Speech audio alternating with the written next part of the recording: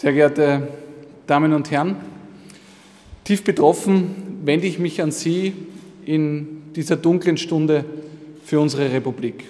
Unsere Republik Österreich und unsere Bevölkerung wurden gestern Ziel eines brutalen Terroranschlages. 4 wehrlose Zivilisten wurden aus nächster Nähe kaltblütig ermordet. Ein älterer Herr, eine ältere Dame, ein junger Passant und eine Kellnerin wurden ganz plötzlich und unerwartet aus dem Leben gerissen. Ein Exekutivbeamter, der sich dem Täter mutig in den Weg gestellt hat, wurde angeschossen und verwundet.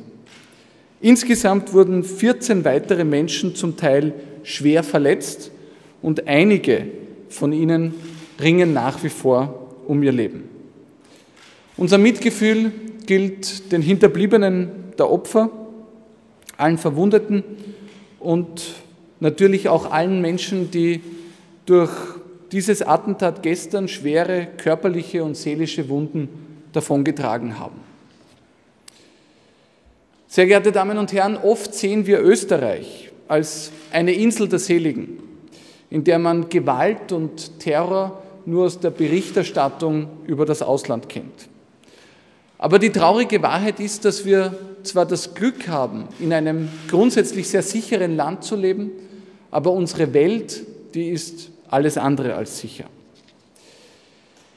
Es hat sich mittlerweile bestätigt, dass der gestrige Anschlag eindeutig ein islamistischer Terroranschlag war. Es war ein Anschlag aus Hass auf unsere Grundwerte, aus Hass auf unser Lebensmodell, aus Hass auf unsere Demokratie, in der alle Menschen an Rechten und Würde gleich sind. Die gestrige Nacht wird daher auf tragische Weise in unsere Geschichte eingehen, als eine Nacht, in der einige unserer Mitmenschen einem brutalen Anschlag zum Opfer fielen, einem Anschlag, der in Wahrheit uns allen gegolten hat, einem Anschlag auf unsere freie Gesellschaft. Aber klar ist, wir werden uns von den Terroristen nicht einschüchtern lassen. Wir werden unsere Grundwerte, unser Lebensmodell und unsere Demokratie mit aller Kraft verteidigen. Wir werden die Täter, die Hintermänner und deren Gleichgesinnte ausforschen, jagen und sie der gerechten Strafe zuführen. Und wir werden alle, die etwas mit dieser Schandtat zu tun haben, mit allen zur verfügenden Mitteln verfolgen. Gleichzeitig, sehr geehrte Damen und Herren, werden wir aber eines nicht tun. Wir werden nicht in deren Falle tappen. Wir müssen und werden dem Terrorismus mit allen Mitteln entgegentreten. Aber wir dürfen etwas Wesentliches nicht aus den Augen verlieren. Unser Feind, der islamistische Extremismus, möchte nicht nur Tod und Leid verursachen, er möchte auch unsere Gesellschaft spalten. Und das werden wir nicht zulassen.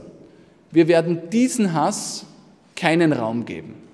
Denn unser Feind, das sind niemals alle Angehörigen einer Religionsgemeinschaft. Unser Feind, das sind niemals alle Menschen, die aus einem bestimmten Land kommen. Nein, unser Feind, das sind die Extremisten und Terroristen. Sie haben in unserer Gesellschaft nichts verloren, denn in unserer freien Gesellschaft darf es keine Toleranz für Intoleranz geben. Es muss uns allen bewusst sein, dass das keine Auseinandersetzung von Christen und Muslimen oder zwischen Österreichern und Migranten ist. Nein, das ist ein Kampf zwischen den vielen Menschen, die an den Frieden glauben, und jenen wenigen, die sich den Krieg wünschen. Es ist ein Kampf zwischen Zivilisation und Barbarei, und diesen Kampf, den werden wir mit aller Entschlossenheit führen. So betroffen uns die Ereignisse der gestrigen Nacht machen, so dankbar dürfen wir auch sein für die unfassbare Solidarität, die in unserem Land herrscht.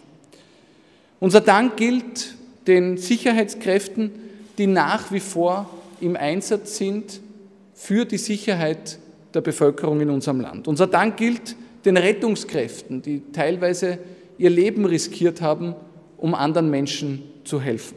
Unser Dank gilt aber auch allen Menschen, die gestern durch Mut und Zivilcourage sich ausgezeichnet haben, indem sie Verwundete versorgt haben oder auch indem sie Videos aufgenommen haben und die später auf die Plattform der Polizei hochgeladen haben und so einen wertvollen Beitrag in der Ermittlungsarbeit leisten. Und unser Dank, das möchte ich auch an dieser Stelle erwähnen, gilt all unseren internationalen Partnern, die noch gestern Nacht ihre Solidarität zum Ausdruck gebracht haben. Von Emmanuel Macron aus Frankreich bis Jacinda Ardern aus Neuseeland. Unzählige unserer europäischen und internationalen Partner haben mir und somit uns noch gestern Nacht persönlich ihre Solidarität ausgesprochen und uns jegliche Unterstützung zugesagt. Wir werden mit unseren internationalen Partnern den Kampf gegen den Extremismus und den Terrorismus gemeinsam führen. Geeint durch Rechtsstaatlichkeit, unsere liberale Demokratie und unsere Grundwerte stehen wir Seite an Seite, um Friede und Sicherheit zu verteidigen, und zwar nicht nur in Österreich, sondern auch in Europa und der ganzen Welt. Ich habe den Innenminister gebeten, mit allen verfügbaren Kräften an der Aufklärung dieses Anschlags zu arbeiten.